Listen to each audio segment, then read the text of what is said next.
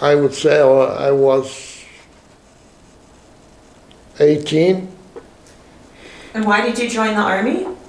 What?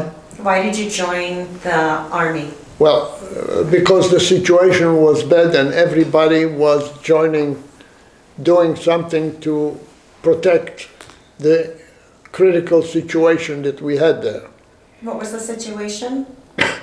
Well, it was the Arabs were revolting and the Jews were complaining that they are being attacked all over. And the military decided to organize the community and be able to react and be able to combat the situation, because we knew that the Palestinians are going to create a serious problem in various locations. So tell us a little bit about your military training when you signed up. My military training was very, very simple. I had basic training where you have to learn how to crawl with the rifle. You have to jump from a command car and be able to control yourself in the various situations. Supposedly I was supposed to go and do also parachuting, but I never did. All my friends did it, and they had to have 3 jumps before they are recognized in the military. But I never managed to do that because I had to go and continue with the orders that I got. I never had any specific commander overseeing my position. And we all went with the group, the whole unit of 30, which is... What was the name of your group? There was no name. There was... When you joined the Army, what was the Army called? They didn't have any names. So it's strictly a unit. And this unit traveled in different locations. I traveled from... So it wasn't the Palmach? No, it was not. At that time I was with what they call the Chish, which is the short for walking army. And then we were taken to Jerusalem. We spent 2 weeks in Jerusalem, and then we were transferred. The unit was transferred to a village on the way to Jerusalem. The name of the village was, forgot now, Ma'ale Elite. I spent there for 2-3 weeks, and they decided that I should go for training, special training. So I was sent back to Jerusalem alone in order to learn how to use the heavy machine gun.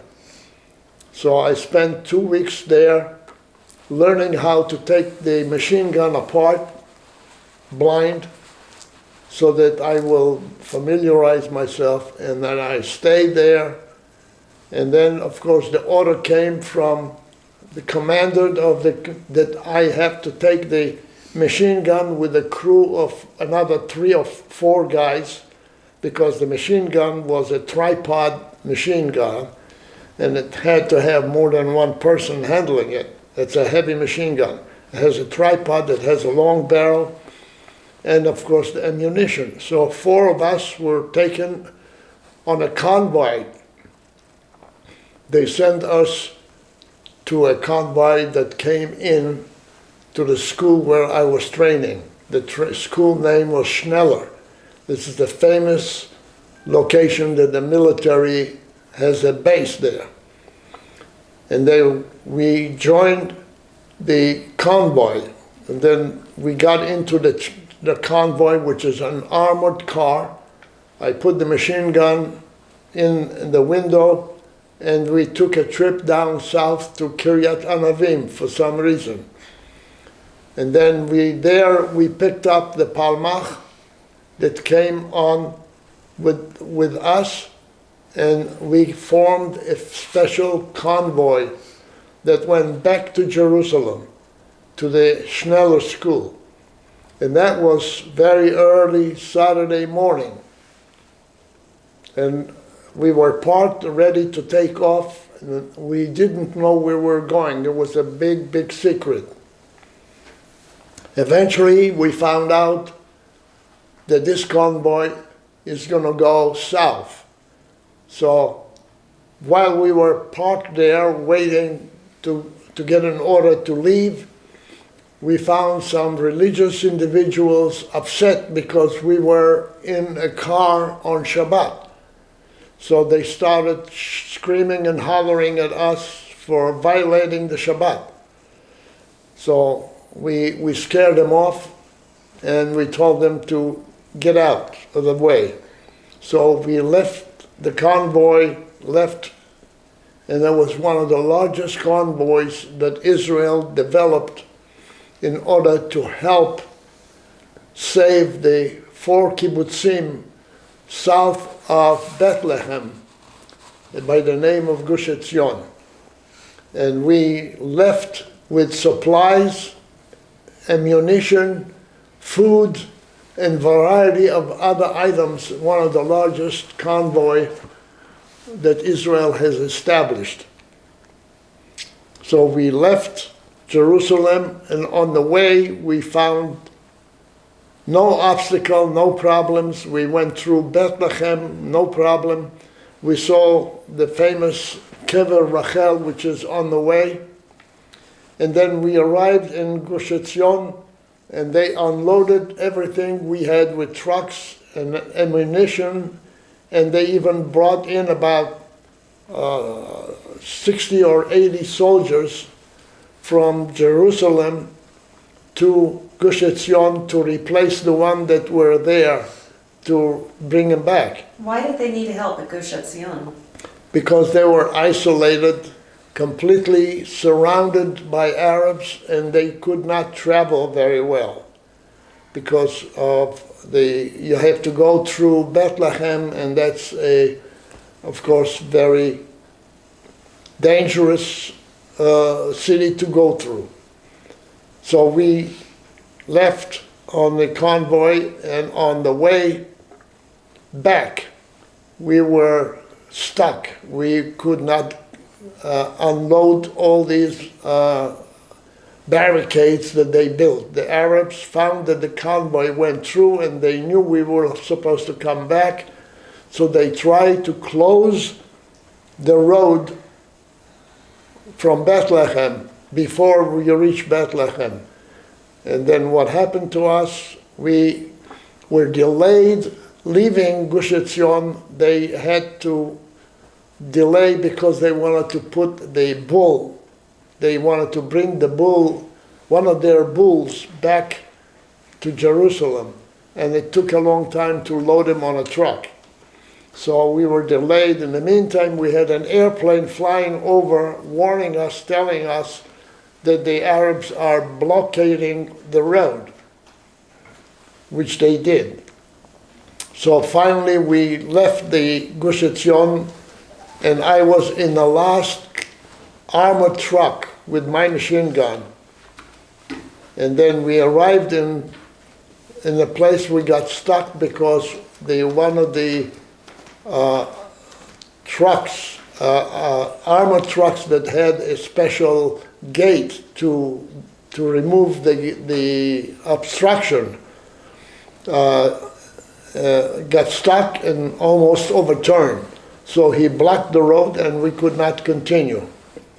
So the order came in, whoever can turn around, go back. So that's what we did. We were the last one in the convoy, and we're the first one that left. In the meantime, the rest of them got stuck in the convoy, and they had a very, very sad affair where at least 30 of them got eventually killed. They could not survive. And they had to call for the British to come and bail them out. This was called the Nebi Daniel convoy. Everybody in Israel remembers this event. This was quite a shock for Israel at that time. Were the British helpful? The British eventually came in and pulled the rest of the soldiers that were in the convoy. Well, they left the convoy and they occupied a house next to the road. And that's where they bunkered, they held back, and that's when the British came and they pulled them out and took them back to Jerusalem. And what happened to you? Well, I was among the one that returned back to Gush Etzion. And that's where, with me were all the fellows from the Palmach and my unit that was in the same unit with me, and we got stuck there in Gush Etzion. Lived there, they treated us very well, and we were trying to assist no matter what we could do.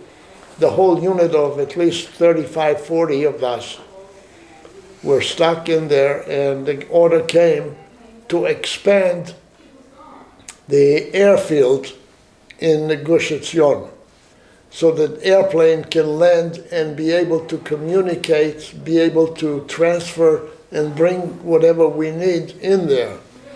So our job was to extend the runway so that a Piper plane can land properly. Eventually, we had one Piper plane ran over and could not make it, but we got communication and we were supposed to be returned back to Jerusalem. Our commander from the Palmach says that the unit in Gush Etzion has to come back because they needed this unit. And we were supposed to be flying back to Jerusalem with an airplane.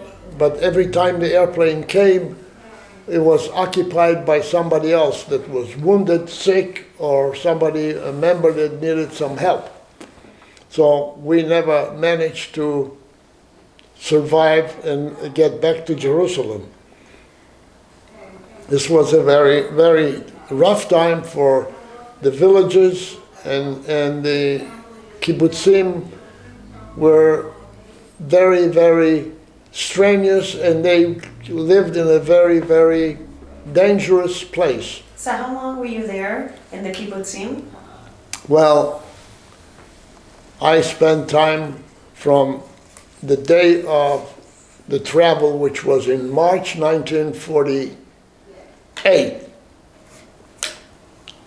And then Israel was declared a state in May 15, 1948. So we were there in Gush Etzion. Now, when did you get injured, and how did you get injured? Well, I was Did that happen stationed. after? Well, when one of the attacks, the British, the Jordanian army was in control of the area because they occupied the whole, practically what they call the West Bank. South of Bethlehem were all Jordanian military. So the Jordanians decided that they will eliminate the kibbutzim because we were causing troubles, causing trucks from running on the main road between Hebron and Bethlehem and Jerusalem. And they felt that we were causing the problem, blowing up the roads and preventing them from travel. So they decided to hurt us. So they attacked us on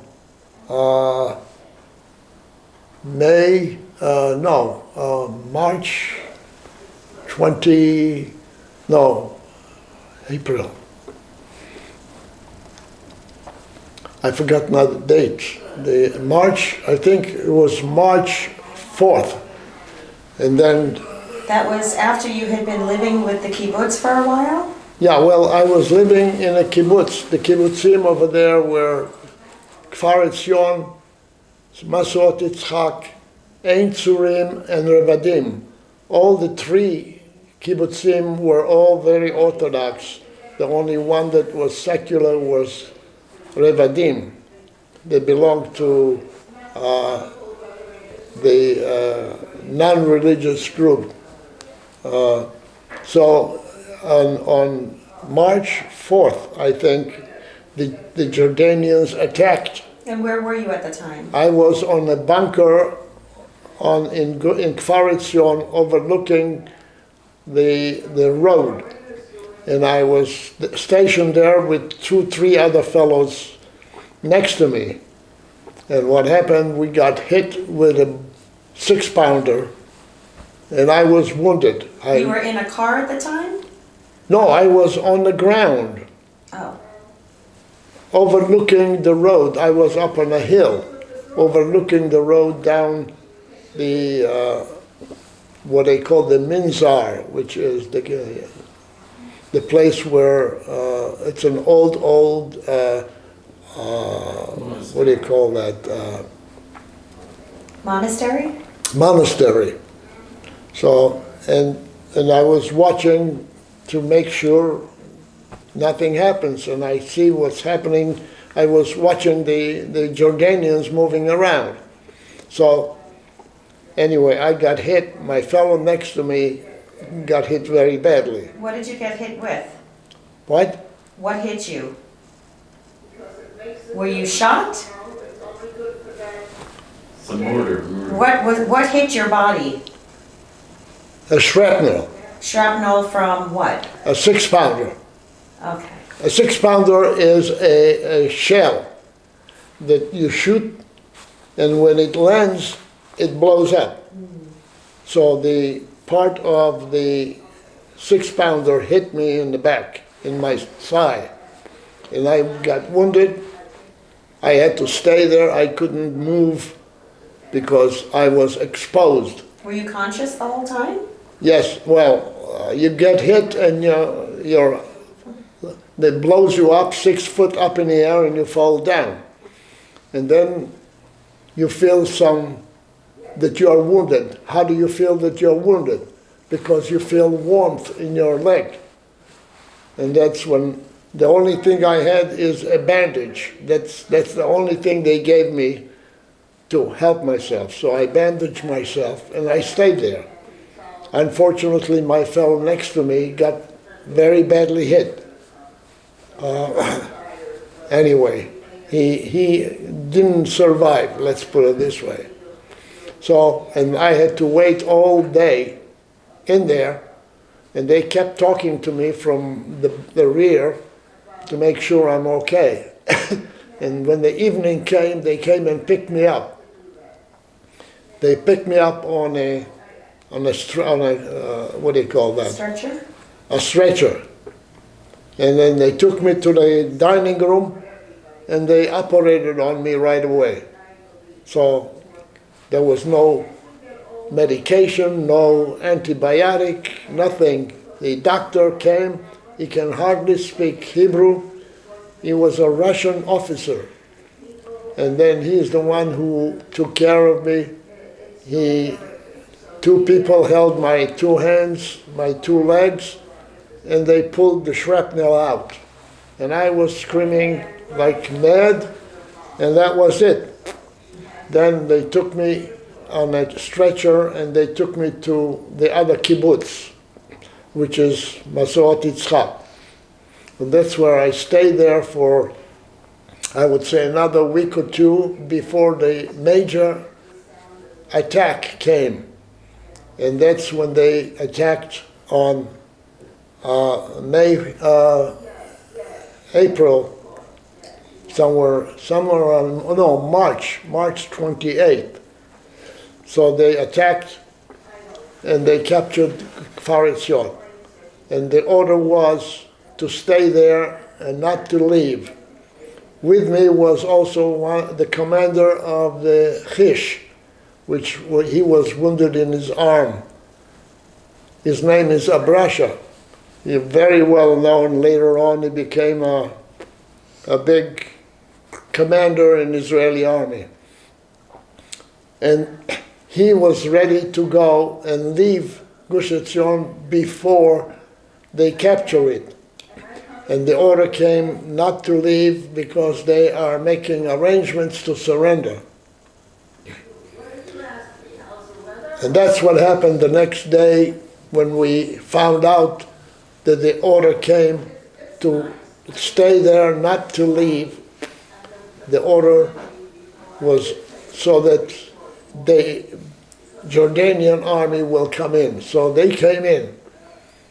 And because when early morning we couldn't hear any shooting anymore, so we knew right away that the surrender is in force.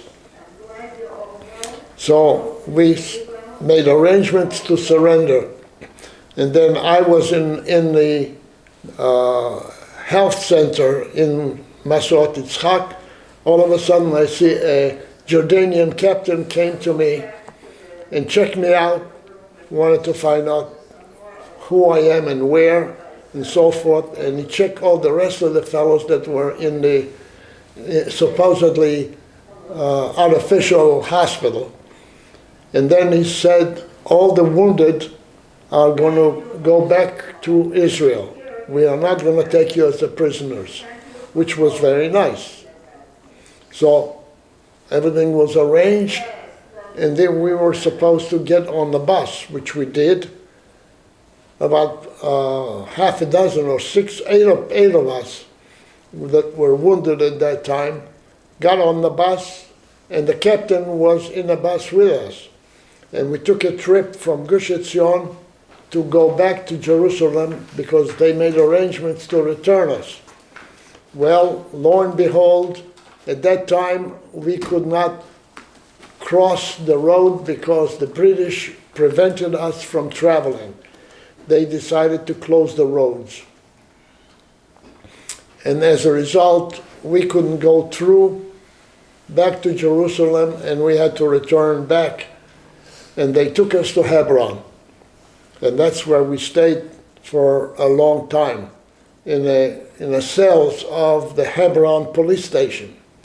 How long? Well, we stayed there until the road was available to open to take us to Jordan.